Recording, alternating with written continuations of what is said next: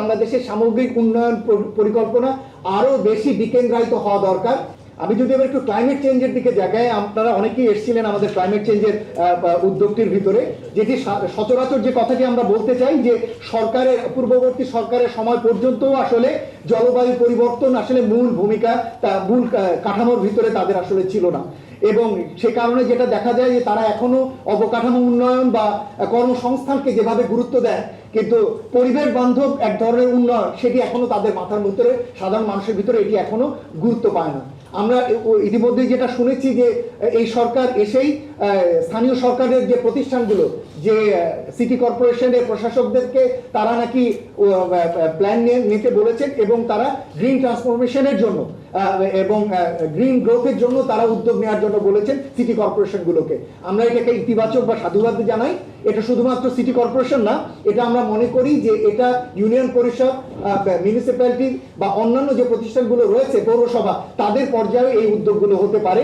এবং গাছ লাগানোটাও এটা একটা বড় উদ্যোগ, যেটা এই উদ্যোগের অংশ হিসেবে সরকার নিতে পারে। কিন্তু এই মুহূর্তে আমরা জলবায়ু পরিবর্তনের যে চ্যালেঞ্জগুলো দেখছি, সেখানে আমরা দেখতে পাচ্ছি যে লোকাল লেভেলে উদ্যোগগুলো কম। আপনার স্মরণ থাকবে যে আমরা এর আগের অনুষ্ঠানটিতে আমরা বলেছিলাম যে এই ধরনের উদ্যোগগুলোর ক্ষেত্রে আরো ডিসেন্ট্রালাইজেশন দরকার।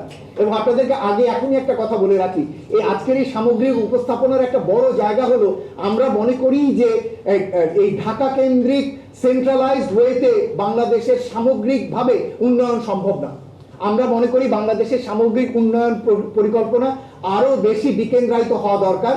এই ধরনের উন্নয়ন কার্যক্রমগুলো একেবারে ইউনিয়ন গ্রাম পর্যন্ত যাতে চলে যায়, এটা আবার, এবং সেক্ষেত্রে তাদের অথরিটি দেওয়া, ফাইন্যান্স দেওয়া, এই কাজগুলো যাতে এই সরকার করেন, সেই জায়গাটি আমরা এখানে বলতে চাই।